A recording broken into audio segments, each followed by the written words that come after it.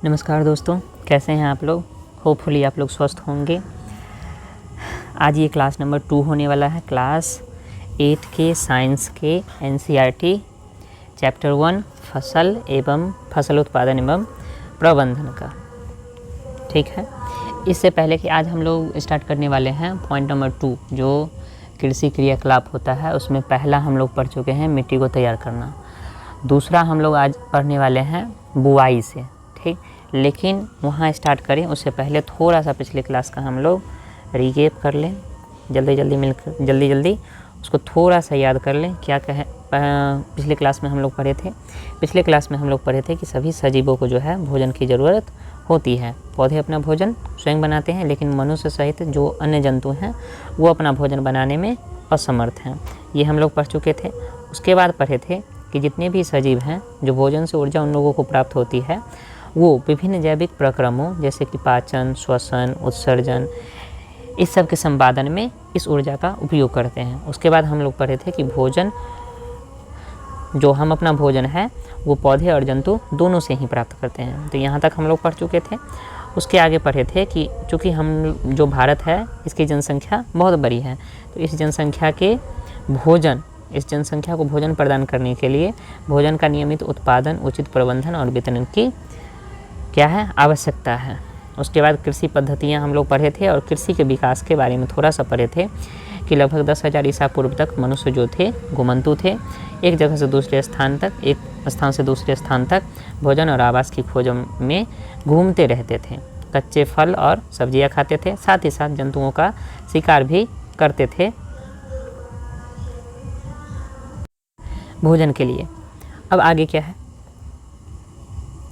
भोजन के लिए जंतुओं का शिकार भी करते थे। उसके बाद धीरे धीरे क्या हुआ, विकास हुआ, और विकास के क्रम में जो है वो खेती करके गेहूँ, चावल जो है और भी फसल जो है वो उपजाना शुरू किया, और इस प्रकार से क्या हुआ, कृषि की शुरुआत हुई। उसके बाद हम लोग पढ़े फसल के बारे में कि फसल क्या होता है। तो फसल में हम लोग पढ़े कि एक ही किस्म के पौधे किसी किसी स्थान पे बड़े पैमाने पे उपजाए जाते हैं, तो उसको हम लोग क्या कहते हैं, फसल कहते हैं। ठीक है, उदाहरण के लिए हम लोग पढ़े थे गेहूँ, उसके बाद गन्ना का फसल हो गया, मकई का फसल हो गया, धान का फसल हो गया, आलू का फसल हो गया, वगैरह वगैरह। उसके बाद हम लोग जो है मौसम के आधार पे जो है फसलों के प्रकार पढ़े थे, और उसमें हम लोग मेनली 2 प्रकार पढ़े थे। एक पढ़े थे खरीफ फसल और दूसरा पढ़े थे रबी फसल। खरीफ फसल किसको कहते हैं, वैसी फसलें जिनको वर्षा ऋतु में बोया जाता है। सामान्यतः जो वर्षा ऋतु होती है वो जून से लेकर के सितंबर तक होती है भारत में। अब उदाहरण में हम लोग क्या क्या देखे थे, धान, मक्का, सोयाबीन, मूंगफली, कपास इत्यादि क्या देखे थे, खरीफ फसल देखे थे। रबी फसल जो शीत ऋतु में बोई जाती है। शीत ऋतु सामान्यतः कब से कब तक रहती है, अक्टूबर से मार्च तक रहती है। उदाहरण में हम लोग देखे थे गेहूँ, चना, मटर, सरसों, अलसी इत्यादि क्या है, रबी फसल है। कोई दिक्कत। उसके बाद जो है हम लोग पढ़े थे कृषि पद्धति, और कृषि पद्धति में हम लोग क्या पढ़े थे कि फसल उगाने के लिए किसान जो है समय समय पे विभिन्न प्रकार के अनेक क्रियाकलाप करते हैं, और यही क्रियाकलाप क्या कहलाते हैं, कृषि पद्धतियाँ कहलाती हैं। और इसमें जो है क्रियाकलाप में हम लोग 7 क्रियाकलाप पढ़े थे क्रम से। पहला था मिट्टी तैयार करना, दूसरा था बुआई, तीसरा था खाद एवं उर्वरक देना, उसके बाद था सिंचाई, उसके बाद खरपतवार के से सुरक्षा, कटाई और भंडार, ये हम लोग पढ़ चुके थे। उसके बाद इसमें जो है पहला पॉइंट मिट्टी तैयार करना, इसको हम लोग डिटेल में पढ़ चुके थे। मिट्टी तैयार करना मतलब क्या, जुताई। मिट्टी तैयार करना मतलब जुताई। ठीक, और जुताई अगर पूछे किसको कहते हैं तो मिट्टी को उलटने पलटने और पोला करने की प्रक्रिया क्या कहलाती है, जुताई कहलाती है। अब जुताई करने से क्या क्या फ़ायदे थे, तो यहाँ हमने पढ़ा था कि जुताई करने से क्या होती है,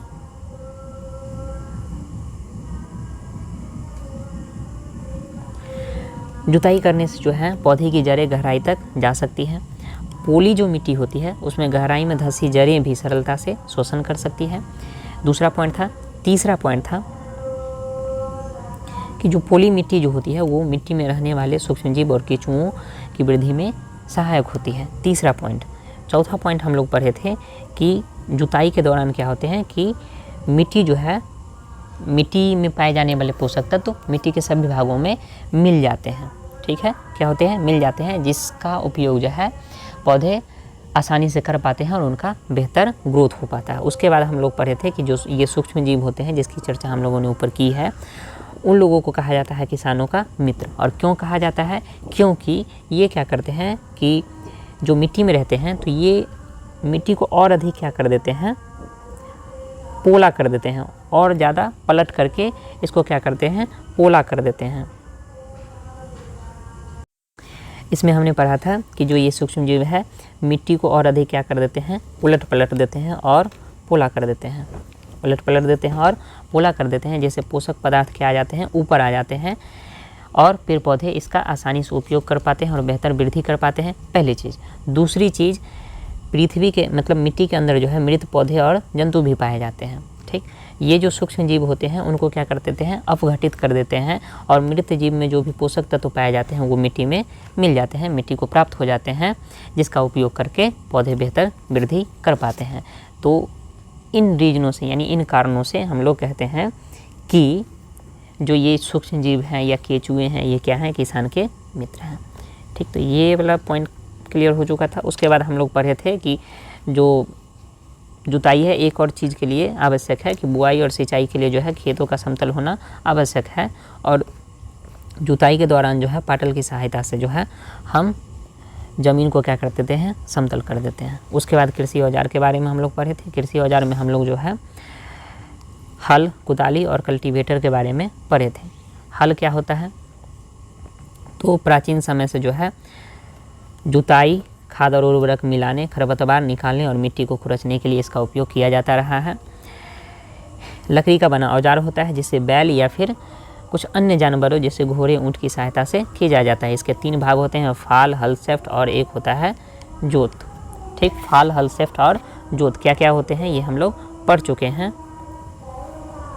देखिए पिक्चर से फिर से समझ लेते हैं। जो एक सिरे पे जो होता है लोहे का एक पत्थर होता है जो कि जोतता है, तो उसको हम लोग कहते हैं फाल। ठीक, ये जो लकड़ी है जिसका एक सिरा हैंडल से जुड़ा होता है और एक सिरा किससे जुड़ा होता है, जोत से जुड़ा होता है, इसको हम लोग कहते हैं क्या, हल, शेफ्ट। और जो लकड़ी का बना हुआ वह भाग जो बैलों के गर्दन पे रखा जाता है उसको हम लोग कहते हैं क्या, जोत। तो ये चीज़ें क्लियर हो गई थी। उसके बाद हम लोग पढ़े थे कुदाल के बारे में। ठीक है, इसके बाद हम लोग पढ़े थे कुदाल के बारे में। कुदाल का उपयोग किस किस के लिए किया जाता है, तो खरपतवार निकालने और मिट्टी को पोला करने के लिए किया जाता है। लकड़ी या लोहे की छड़ की बनी होती है जिसके एक सिरे पे चौड़ी और मुड़ी हुई प्लेट होती है जो कि ब्लेड का काम करती है, जो कि किसका काम करती है, ब्लेड का काम करती है। और उसके बाद इसका दूसरा सिरा जो है पशुओं के द्वारा खींचा जाता है, ये वाला सिरा पशुओं के द्वारा खींचा जाता है, ये हम लोग पढ़ चुके थे। उसके बाद पढ़े थे हम लोग कल्टीवेटर। जुताई जो है ट्रैक्टर के द्वारा आजकल क्या होती है, की जाती है, और उसी में कल्टीवेटर जो है उपयोग किया जाता है। कल्टीवेटर से जो है जुताई से क्या होता है कि श्रम और समय दोनों की बचत होती है। ठीक है, बेसिकली जो नौफारा हम लोग यूज करते हैं उसी को कल्टीवेटर कहा जाता है। अब आ जाते हैं आज के टॉपिक स्टार्ट करते हैं, और आज का टॉपिक क्या होने वाला है, बुआई। ठीक है, यानी कि बीजों को बोना। बुआई फसल उत्पादन का सबसे महत्वपूर्ण चरण है, क्योंकि अगर उसमें बीज डालेंगे तभी तो हमें फसल मिलेगी, अगर बीज ही नहीं डालेंगे तो फिर फसल कहाँ से मिलेगी। तो बुआई फसल उत्पादन का सबसे महत्वपूर्ण चरण है। बोने से पहले अच्छी गुणवत्ता वाले साफ एवं स्वस्थ बीजों का चयन किया जाता है। किसान अधिक उपज देने वाले बीजों को प्राथमिकता देता है। अब यहाँ से आपको नोट क्या करना है, बुआई लिख करके डैश देना है और पॉइंट में लिखना है। सबसे पहला पॉइंट, बुआई फसल उत्पादन का सबसे महत्वपूर्ण चरण है। दूसरा पॉइंट, बोने से पहले अच्छी गुणवत्ता वाले साफ एवं स्वस्थ बीजों का चयन किया जाता है। तीसरा पॉइंट, किसान अधिक उपज देने वाले बीजों को प्राथमिकता देता है। अब यहाँ से एक पॉइंट नोट करना है कि बीजों का चयन हम लोग कैसे करें, साफ एवं स्वस्थ बीजों का चयन कैसे करें। तो एक तो ये हो सकता है कि हम लोग चुन लें या फटक लें। ठीक, इसके द्वारा हम बीजों का चयन कर सकते हैं। एक जो बेहतर सबसे बेहतर तरीका है वो क्या है कि पानी में डाल करके उसके बाद हम लोग जो स्वस्थ बीज है, जो सही बीज है, उसका हम लोग चयन कर सकते हैं। तो बीजों के चयन में हम लोग लिखेंगे, सबसे पहला पॉइंट तो लिखेंगे कि चुनकर या फिर फटक कर, चुनकर या फिर फटक कर। ठीक, और दूसरा लिखेंगे पानी में बीजों को डालकर, ठीक है, ये हम लोग लिखेंगे। और उसके बाद डैश दे करके पॉइंट बना करके हम लोग लिखेंगे कि इस प्रक्रिया में बीज को एक बर्तन में रखकर उसमें कुछ पानी डाल देते हैं। कुछ मिनट बाद कुछ बीज पानी के ऊपर तैरने लगते हैं। कुछ बीज पानी के ऊपर तैरने लगते हैं। जो बीज पानी के ऊपर तैरने लगते हैं वो बीज क्या होते हैं? क्षतिग्रस्त बीज होते हैं। जो बीज पानी के ऊपर तैरने लगते हैं वो क्षतिग्रस्त बीज होते हैं। क्षतिग्रस्त बीज खोखले हो जाते हैं और इस कारण हल्के होते हैं और जल के ऊपर क्या होते हैं? तैरने लगते हैं। और जल के ऊपर जब तैरने लगे तो वैसे बीजों को हम लोग हटा करके बाहर कर देते हैं और जो नीचे बैठे हुए जो बीज हैं वो क्या होते हैं? स्वस्थ बीज होते हैं। तो उनका उपयोग हम लोग करते हैं। तो ये हो गया बीजों का चयन। बुआई क्या होता है, बीजों का चयन क्या होता है, ये हम लोग पढ़ चुके हैं। आगे अब बुआई से पहले बीज बोने के औजारों के बारे में जानना आवश्यक है। ठीक है, बुआई यानी बीजों को मिट्टी के अंदर डालना, ये तो समझ लीजिए। बुआई मतलब क्या? बीजों को मिट्टी के अंदर डालना। अब बुआई के लिए भी कुछ औजार, जैसे जुताई के लिए कुछ औजार उपयोग में लाए जाते थे, उसी तरीके से बुआई के लिए भी कुछ औजार उपयोग में लाए जाते हैं। अब कुछ औजार क्या होते हैं? परंपरागत होते हैं। कुछ औजार क्या होते हैं? परंपरागत होते हैं। परंपरागत रूप से बीजों की बुआई में इस्तेमाल किए जाने वाला औजार कीप के आकार का होता है। परंपरागत रूप से बीजों की बुआई में इस्तेमाल किए जाने वाला जो औजार है वो किस आकार का होता है? कीप के आकार का होता है। बीजों को कीप के अंदर डालने पर यह 2 या 3 नुकीली सिरों वाले पाइपों से गुजरते हैं। ये सिरे मिट्टी को भेद कर बीज स्थापित कर देते हैं। अब पिक्चर से समझते हैं थोड़ा सा। देखिए, अगर आप देख पाएँ तो ये जो औजार है ये है हमारा परंपरागत। ऊपर में कीप टाइप का है, इसमें हम लोग क्या करते हैं? बीज डालते हैं। और ये बीज जो है नीचे जो है इसके सहारे, इस पाइप के सहारे जो है मिट्टी के अंदर चला जाता है और वहाँ मिट्टी के अंदर स्थापित हो जाता है। कोई दिक्कत? तो ये तो एक हो गया औजार। आजकल जो हम लोग नॉर्मली यूज करते हैं वो है सीड ड्रिल। ठीक, बीज को बोने वाला एक यंत्र है, एक औजार है। आजकल बुआई के लिए ट्रैक्टर द्वारा संचालित सीड ड्रिल, सीड मतलब होता है बीज और ड्रिल मतलब होता है बोना। ठीक है, सीड ड्रिल का उपयोग होता है। इसके द्वारा बीजों को समान दूरी एवं गहराई इसके द्वारा जो है बीजों में समान दूरी और गहराई बनी रहती है। यह सुनिश्चित करता है कि बुआई के बाद बीज मिट्टी द्वारा ढक जाए। इससे बीजों को पक्षियों द्वारा खाए जाने से रोका जा सकता है। सीड ड्रिल द्वारा बुआई करने से समय और श्रम दोनों की बचत होती है। टेक्नोलॉजी जितना भी विकास करेगा वो क्या करेगा कि श्रम और समय दोनों की बचत करेगा। यही तो है टेक्नोलॉजी का विकास। ठीक है, तो सीड ड्रिल लिख करके डैश देना है। क्या लिखना है कि आजकल बुआई के लिए ट्रैक्टर द्वारा संचालित सीड ड्रिल का उपयोग होता है। इसके द्वारा बीजों को समान दूरी एवं गहराई इसके द्वारा बीजों में समान दूरी एवं गहराई बनी रहती है। यह सुनिश्चित करता है, अगला पॉइंट, यह सुनिश्चित करता है कि बुआई के बाद बीज मिट्टी द्वारा ढक दिए जाए। इससे क्या होता है, इसी में कंटिन्यू करके लिखना है। इससे बीजों को पक्षियों द्वारा खाए जाने से रोका जा सकता है। अगला पॉइंट लिखना है, सीड ड्रिल द्वारा बुआई करने से समय एवं श्रम दोनों की बचत होती है। तो ये होगा पॉइंट। चलिए आगे बढ़ते हैं। अब है, मेरे विद्यालय के समीप एक पौधाशाला यानी नर्सरी है। मैंने देखा कि पौधे छोटे छोटे थैलों में रखे हैं। वे इस प्रकार क्यों रखे गए होते हैं? ठीक, नर्सरी में छोटे छोटे पौधे रखे जाते हैं। आगे पढ़िए। धान जैसे कुछ पौधे बीजों को पहले पौधेशाला या फिर खेत के छोटे से टुकड़े में उपजाया जाता है या उगाया जाता है। क्या किया जाता है कि धान के बीज को जो है या तो पौधाशाला या फिर खेत के एक छोटे से टुकड़े में क्या किया जाता है कि डाल दिया जाता है और फिर उसका पौधा तैयार होता है। ठीक, और उस पौधे को हम लोग कहते हैं मोड़ी। जो धान का जो छोटा छोटा पौधा होता है, धान का छोटा छोटा पौधा, उसको हम लोग कहते हैं मोड़ी। ठीक, धान का छोटा छोटा पौधा, उसको हम लोग क्या कहते हैं? मोड़ी कहते हैं। कोई दिक्कत? धान जैसे कुछ पौधों के बीजों को पहले पौधाशाला में उगाया जाता है। पौधे तैयार हो जाने के बाद उन्हें हाथों द्वारा खेत में रोपित कर दिया जाता है। कुछ वनीय पौधे एवं पुष्पी पौधे भी पौधेशाला में उगाए जाते हैं। ठीक है, इसका आप लोग अपना से लिस्ट बना सकते हैं। आगे आइए। पौधे को अत्यधिक घने होने से रोकने के लिए बीजों को बीजों के बीच उचित दूरी का होना अत्यंत आवश्यक है। अगर थोड़ी थोड़ी दूरी पे रहेगा तो क्या होगा कि पोषक तत्व सभी पौधे सही तरीके से यूज नहीं कर पाएंगे, ठीक है, उनको उतना पर्याप्त मात्रा में पोषक तत्व मिल नहीं पाएगा। इससे नुकसान क्या होगा कि सारे पौधे क्या हो जाएंगे कि सारे पौधे को सही तरीके से उतना पर्याप्त मात्रा में पोषक तत्व नहीं मिल पाएगा और उनका विकास सही तरीके से नहीं हो पाएगा। चलिए आगे देख लें।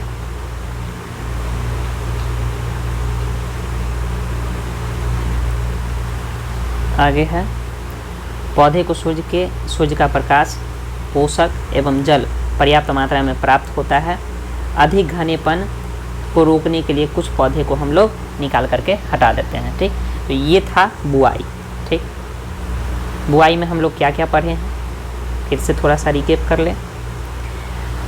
बुआई में सबसे पहले तो ये समझ लीजिए बुआई कहते किसको है। तो बीजों को मिट्टी के अंदर डालना ही क्या कहलाता है, बुआई कहलाता है, ठीक। ये नोट कर लीजिएगा। उसके बाद क्या है, बुआई फसल उत्पादन का सबसे महत्वपूर्ण चरण है, पॉइंट नंबर 2। बुआई से पहले अच्छी गुणवत्ता वाले साफ एवं स्वस्थ बीजों का चयन किया जाता है, पॉइंट नंबर 3।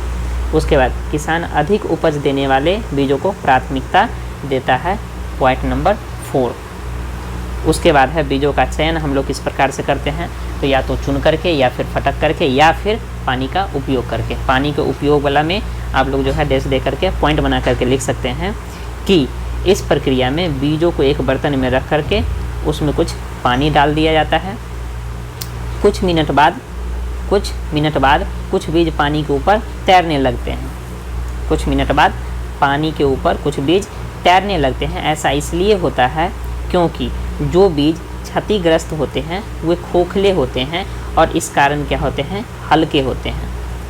और इससे क्या होता है कि इस कारण से क्या होता है कि ऐसे बीज पानी के ऊपर तैरने लगते हैं, कोई दिक्कत। और इस प्रकार जो पानी के ऊपर जो बीज तैरने लगे हैं उसको हटा करके अलग कर लीजिए और जो बीज नीचे बैठा हुआ मिल गया है वो क्या है, अच्छा बीज है, उसको बो करके आप आगे बढ़ सकते हैं, यानी कि बो सकते हैं उसको।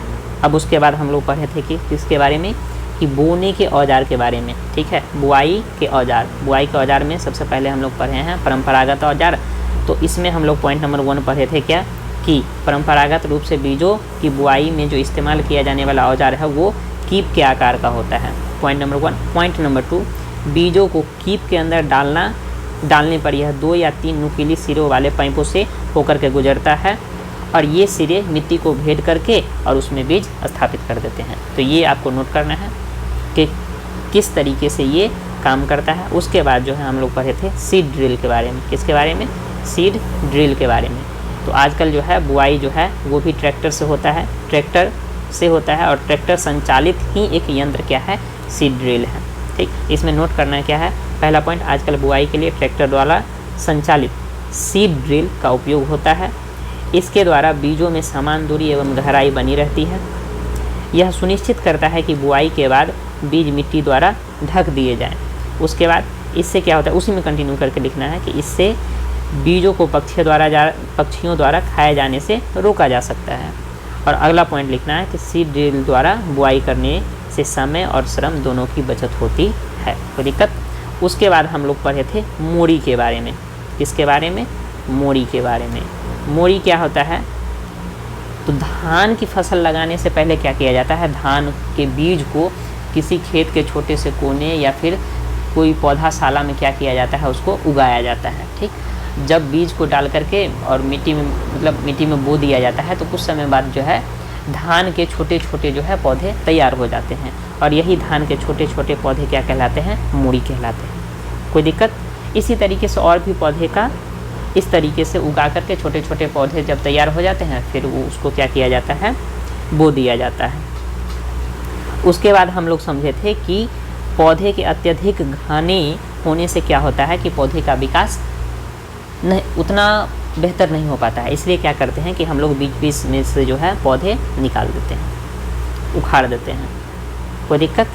चलिए आगे बढ़ते हैं। अगला पॉइंट हम लोगों को पढ़ना है खाद एवं उर्वरक मिलाना। ठीक, खाद और उर्वरक कहते किसको है, मोटा मोटी तौर पे जान लीजिए कि वे पदार्थ जिन्हें मिट्टी में पोषक स्तर बनाए रखने के लिए मिलाया जाता है। वे पदार्थ जिन्हें मिट्टी में पोषक स्तर बनाए रखने के लिए मिलाया जाता है उनको क्या कहते हैं, खाद एवं उर्वरक कहते हैं। अभी आगे देखेंगे कि खाद और उर्वरक में अंतर होता है। ठीक, खाद जो होता है वो कार्बनिक होता है और उर्वरक जो होता है वो अकार्बनिक होता है। और भी अंतर पढ़ेंगे, लेकिन अभी मोटा मोटी समझ लीजिए कि वे पदार्थ जिन्हें मिट्टी में पोषक स्तर बनाए रखने के लिए मिलाया जाता है उनको क्या कहते हैं, खाद कहते हैं, खाद या उर्वरक कहते हैं। आइए आगे। मिट्टी फसल को खनिज पदार्थ मिट्टी फसल को खनिज पदार्थ प्रदान करती है, ये तो हम लोग जानते हैं। ठीक, मिट्टी क्या करती है, फसल को खनिज पदार्थ प्रदान करती है। यह पोषक पौधों की वृद्धि के लिए आवश्यक है। कुछ क्षेत्रों में किसान खेत में एक के बाद दूसरी फसल उगाता रहता है। खेत को कभी खाली नहीं छोड़े जाते हैं, खेत कभी भी खाली नहीं छोड़े जाते हैं। अब इससे क्या होता है कि पोषक तत्व जो है उतनी मात्रा में बन नहीं पाता है जितनी मात्रा में उपयोग हो रहा है, तो धीरे धीरे पोषक तत्व क्या होंगे, कमेंगे। और जैसे जैसे पोषक तत्व कमेंगे मिट्टी की जो उपजाऊपन है वो क्या होगा, कमेगा। मिट्टी की उर्वरता क्या होगी, कमेगी। और अगर मिट्टी की उर्वरता कमी तो फसल क्या होगा, बेहतर नहीं हो पाएगा। ठीक, तो फसलों को लगातार उगाने से मिट्टी में कुछ पोषकों की कमी हो जाती है। इस क्षति को पूरा करने के लिए किसान खेतों में खाद देते हैं। यह प्रक्रम खाद देना कहलाता है। ठीक, तो यहाँ से नोट क्या करना है, ये देख लीजिए। नोट करना है कि फसलों के लगातार उगाए जाने से मिट्टी में कुछ पोषकों की कमी हो जाती है। फसलों को लगातार उगाने से मिट्टी में कुछ पोषकों की कमी हो जाती है। इस पोषकों को पूरा करने हेतु किसान खेतों में खाद देते हैं। यह प्रक्रम खाद देना कहलाता है।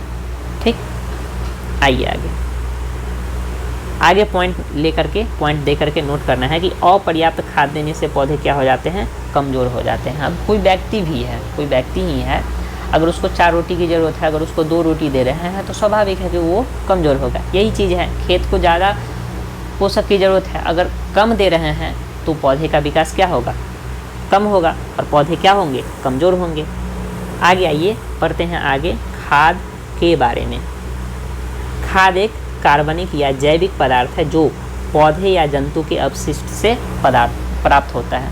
ठीक, पॉइंट नंबर नोट करना है। ठीक है, उससे आगे इसको हम लोग जो है खाद और उर्वरक के अंतर में पढ़ने वाले हैं, लेकिन खाद दे करके डैश देना है और उसमें पॉइंट नोट करना है कि खाद एक कार्बनिक जैविक पदार्थ है जो पौधे या जंतु अपशिष्ट से प्राप्त होती है। किसान पादप एवं जंतु अपशिष्टों को एक गड्ढे में डालते हैं और इसका क्या होता है, अपघटन के लिए खुले में छोड़ देते हैं।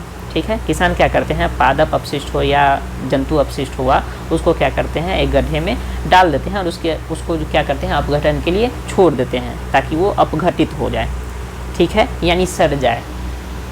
ठीक, अगर बहुत ही आसान शब्दों में समझना है तो सड़ जाए। ठीक, अपघटन कुछ सूक्ष्म जीवों द्वारा होता है, जैसे कि केचुआ हो गया। ठीक है, केचुआ सबसे ज़्यादा क्या है, हम लोगों से फैमिलियर है, इसलिए केचुआ का अगर हम लोग केचुआ के बारे में अगर कह रहे हैं तो आप लोग बेहतर समझ सकते हैं। अपघटित पदार्थ खाद्य पदार्थ के रूप में उपयोग किया जाता है। ठीक है, तो खाद दे करके डैश देना है और नोट क्या करना है कि खाद एक क्या है, कार्बनिक जैविक पदार्थ है जो पौधे या जंतु अपशिष्ट से प्राप्त होती है। अगला पॉइंट नोट करना है, किसान पादप एवं जंतु अपशिष्टों को एक गड्ढे में डालते हैं तथा इसका अपघटन होने के लिए खुले में छोड़ देते हैं।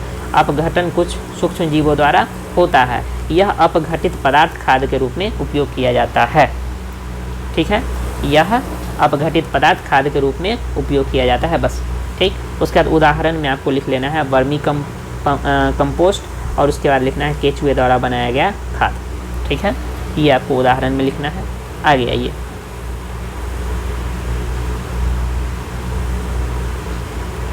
अब इसमें एक क्रियाकलाप दिया गया है, उसमें बतलाया गया है कि खाद उर्वरक डालने से क्या पौधे पे प्रभाव पड़ता है। इसको हम लोग बाद में देखेंगे, लेकिन सबसे पहले हम लोग देख लें किसके बारे में, उर्वरक के बारे में। या पहले इसको हम लोग देख ही लेते हैं। क्या है, मूंग अथवा चने का बीज लीजिए, ठीक है, उन्हें अंकुरित कीजिए। मूंग या चना किसी का भी ले सकते हैं, और उसको क्या करना है, अंकुरित करना है। अब एक ही आकार वाले 3 नवोद्भिद को छांट लीजिए, यानी कि जो अंकुरा हुआ है वो छोटा बड़ा नहीं होना चाहिए, एक ही आकार का होना चाहिए। अब 3 गिलास लीजिए और उस पर ABC का निशान लगा दीजिए। गिलास ए में क्या कीजिए कि थोड़ी सी मिट्टी लीजिए, इसमें थोड़ा सा गोबर का खाद मिलाइए। गिलास बी में क्या कीजिए कि समान मात्रा में मिट्टी लीजिए और उसमें थोड़ा सा यूरिया मिला दीजिए। गिलास सी में सिर्फ मिट्टी लीजिए, बाकी कुछ मत मिलाइए, ठीक है, इतना कर लेना है।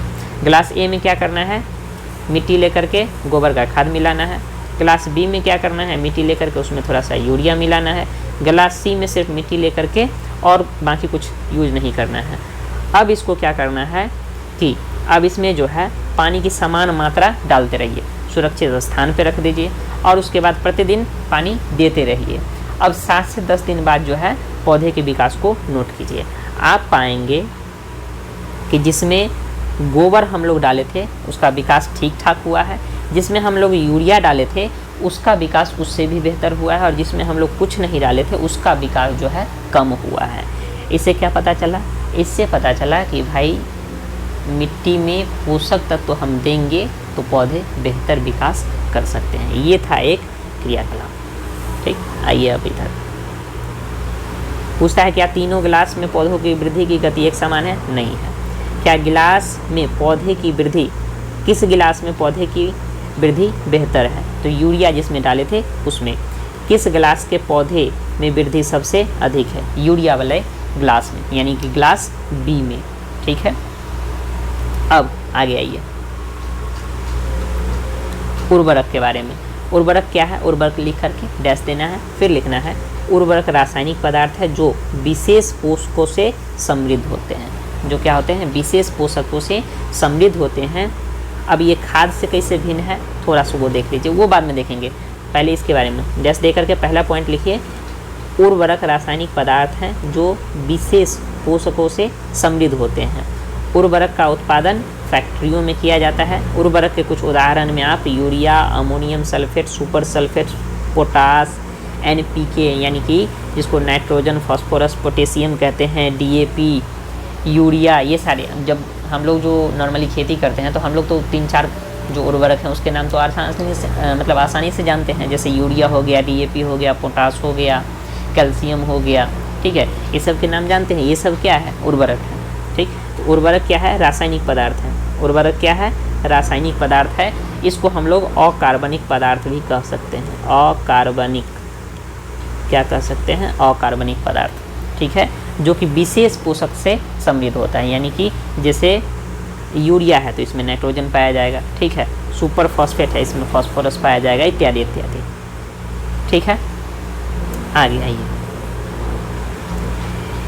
इनके उपयोग से किसानों को गेहूं, धान तथा मक्का जैसी फसलों की अच्छी उपज प्राप्त करने में सहायता मिली है।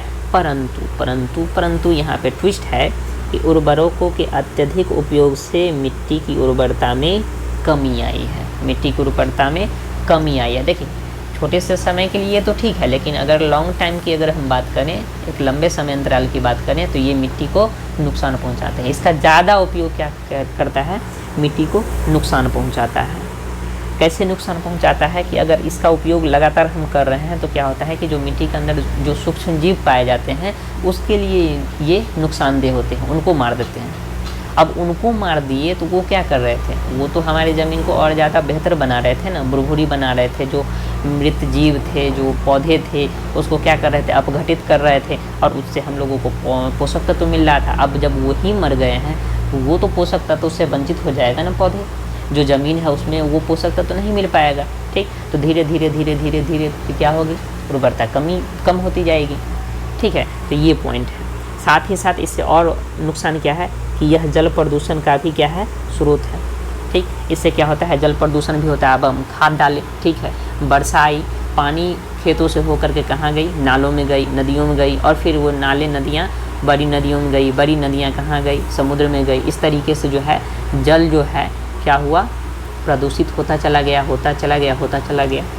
ठीक है, तो यहाँ से ऊपर तो हम लोग नोट कर चुके थे कि उर्वरक क्या होता है, फिर जाकर के यहाँ तक हम लोग नोट कर चुके थे मेन पॉइंट। आगे क्या है, यहाँ से नोट करना है कि उर्वरक के उपयोग से किसानों को गेहूं, धान तथा मक्का जैसी फसलों की अच्छी उपज प्राप्त करने में सहायता मिली है। उसके बाद पॉइंट देना है और लिखना है उपयोग उर्वरकों के अत्यधिक उपयोग के नुकसान। ठीक है, उर्वरकों के अत्यधिक उपयोग के नुकसान क्या देना है। पहला पॉइंट, मिट्टी की उर्वरता में कमी, मिट्टी की उर्वरता में कमी। उसके बाद दूसरा पॉइंट देना है जल प्रदूषण, जल प्रदूषण। कोई दिक्कत, ये 2 पॉइंट जो है आप लोगों को मेनली याद करना है। ठीक, चलिए आइए अब देखिए, हम लोग समझ चुके हैं कि उर्वरक का ज़्यादा उपयोग करेंगे तो हमारे लिए क्या है, नुकसानदेह है। ठीक है, अब देखिए क्या है कि अतः मिट्टी की उर्वरता को बनाए रखने के लिए हमें उर्वरकों के स्थान पे जैविक खाद का उपयोग करना चाहिए। इसका उपयोग करना चाहिए, जैविक खाद का उपयोग करना चाहिए, अथवा 2 फसलों के बीच खेतों को कुछ समय के लिए बिना कुछ उगाए छोड़ देना चाहिए। इससे क्या होता है कि उस समय जो है जो भी सूक्ष्म जीव हैं ज़मीन में वो क्या करेंगे कि पोषक तत्व तैयार कर देंगे। ठीक है, तो या तो क्या करना चाहिए कि जैविक खाद का उपयोग कीजिए, ठीक है, वो नुकसानदेह नहीं है। ठीक, या फिर 2 फसलों के बीच में कुछ गैप दे दीजिए जिससे पोषक तत्व क्या होते जाएं, पर्याप्त मात्रा में मिलते जाएं या बनते जाएं। ठीक है, अब आगे देखिए, खाद के उपयोग से मिट्टी के गठन एवं जल अवशोषण की क्षमता में वृद्धि होती है। ठीक, खाद का उपयोग किया। अब जो पॉइंट लिखना है वो लिखना है कि खाद के उपयोग के फायदे, वैसे अलग एक पॉइंट है तो अभी सिर्फ देख लीजिए, वहाँ सब भी कर देंगे हम लोग। खाद के उपयोग से मिट्टी के गठन एवं जल के अवशोषण की क्षमता में वृद्धि होती है। इससे मिट्टी में सभी पोषकों की प्रतिपूर्ति हो जाती है। ठीक है, खाद से सभी तरह के पोषक तत्व मिट्टी को मिलते हैं, लेकिन उर्वरक से जो उर्वरक डालेंगे उस उर्वरक विशेष का पोषक तत्व मिट्टी को मिलेगा।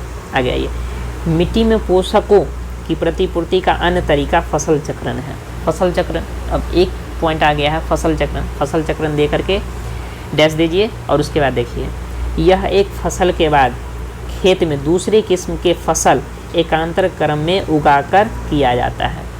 ठीक है, फसल चक्रण दे करके डैश दीजिए और लिखिए, फसल चक्रण दे करके डैश दीजिए और लिखिए कि एक फसल के बाद खेत में दूसरे किस्म की फसल एकांतर क्रम में उगाना क्या कहलाता है, फसल चक्रण कहलाता है। फिर से सुनिए कि एक फसल के बाद खेत में दूसरी किस्म की फसल एकांतर क्रम में उगाना क्या कहलाता है, फसल चक्रण कहलाता है। ठीक है, उदाहरण में उत्तर भारत में किसान फलीदार चारा एक ऋतु में उगाते हैं तथा गेहूं दूसरी ऋतु में। ठीक है, इससे क्या होता है कि जो फलीदार जो चारे के जो पौधे होते हैं, इससे मिट्टी में क्या होता है, नाइट्रोजन का पुनः पूर्ति होता रहता है। किसानों को इस पद्धति को अपनाने के लिए प्रोत्साहित किया जा रहा है। अब समझिए क्या होता है। नॉर्मली हम लोग क्या करते हैं कि धान उग जाने से पहले जो है धैंचा वगैरह या फिर मूंग वगैरह जो है खेतों में बो देते हैं और फिर क्या करते हैं, जब छोटा छोटा पौधा रहता है तभी खेत में उसको क्या करते हैं, जुतवा देते हैं।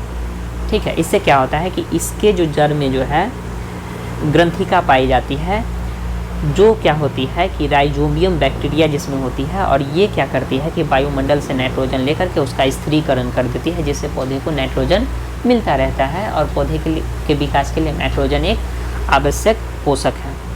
ठीक है, तो चलिए समझिए फसल चक्रण क्या होता है वो हम समझ चुके हैं। फसल चक्रण के उदाहरण हम लोग समझ चुके हैं। इससे मिट्टी में नाइट्रोजन का पुनः पूर्ति होते रहता है और इसके लिए किसानों को क्या किया जा रहा है, प्रोत्साहित किया जा रहा है। अब आइए पढ़ते हैं राइजोबियम बैक्टीरिया के बारे में। राइजोबियम बैक्टीरिया लिख करके डैश दीजिए और लिखिए, यह फलीदार या लेग्यूमिनस पौधों की जड़ों की ग्रंथिकाओं में पाए जाते हैं और वायुमंडलीय नाइट्रोजन का स्थिरीकरण करते हैं। ठीक है, राइजोबियम लिख करके डैश देना है, उसमें पॉइंट देना है, यह फलीदार या फिर लेग्यूमिनस पौधों की जड़ों की ग्रंथिकाओं में पाए जाते हैं और वायुमंडलीय नाइट्रोजन का स्थिरीकरण करते हैं।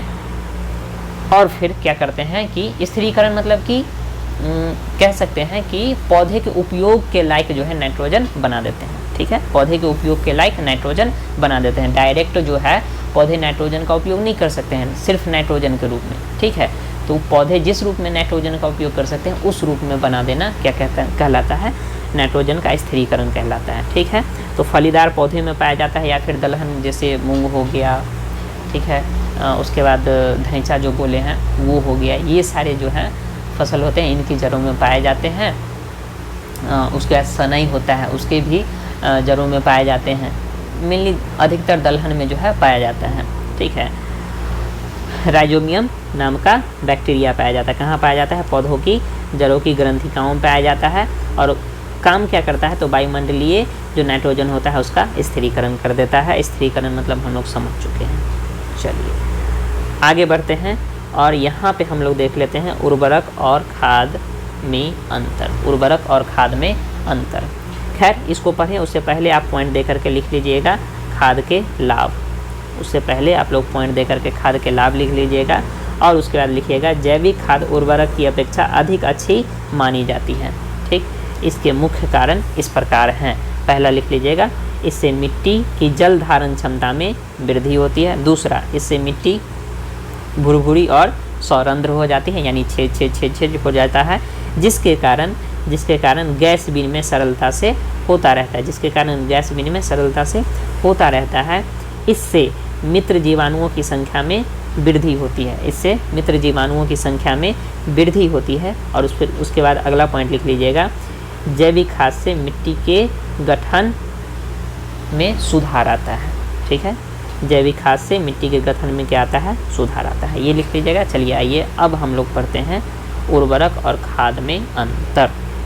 उर्वरक और खाद में अंतर, आइए इधर। उर्वरक एक मानव निर्मित लवण है। उर्वरक क्या है, एक मानव निर्मित लवण है। वहीं पे खाद क्या है, एक प्राकृतिक पदार्थ है जो गोबर एवं पौधे के अवशेषों के विघटन से प्राप्त होता है। ठीक है, उर्वरक क्या है, मानव निर्मित लवण है, जबकि खाद प्राकृतिक पदार्थ है जो गोबर एवं पौधों के अवशेषों के विघटन से प्राप्त होता है। ठीक है, यहाँ पे एक पॉइंट आप ये भी लिख सकते हैं कि उर्वरक क्या है, अकार्बनिक है। उर्वरक क्या है, अकार्बनिक पदार्थ है। उर्वरक क्या है, अकार्बनिक पदार्थ है, अकार्बनिक पदार्थ है। खाद क्या है, कार्बनिक पदार्थ है। खाद क्या है, कार्बनिक पदार्थ है। कोई दिक्कत, ये आप लिख सकते हैं। उसके बाद उर्वरकों का उत्पादन फैक्ट्रियों में होता है, लेकिन खाद जो है खेतों में बनाए जा सकते हैं या घर पे भी गड्ढा खोद लीजिए, उसमें जो भी घर में जो सब्जी बनाते हैं जो काट के उसके बाद जो बच जाता है वो हो गया, गोबर हो गया, डालते जाइए और उसको अपघटित होने के लिए छोड़ दीजिए। वो जो है कुछ समय के बाद आपका खाद तैयार हो जाएगा।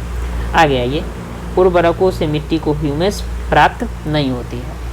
उर्वरक से मिट्टी को ह्यूमस प्राप्त नहीं होती है, लेकिन खाद को प्रचुर मात्रा में मिट्टी को ह्यूमस प्राप्त होती है। आगे आइए, उर्वरकों में पादप पोषक जैसे कि नाइट्रोजन, फास्फोरस, पोटेशियम आदि प्रचुरता में प्राप्त होते हैं।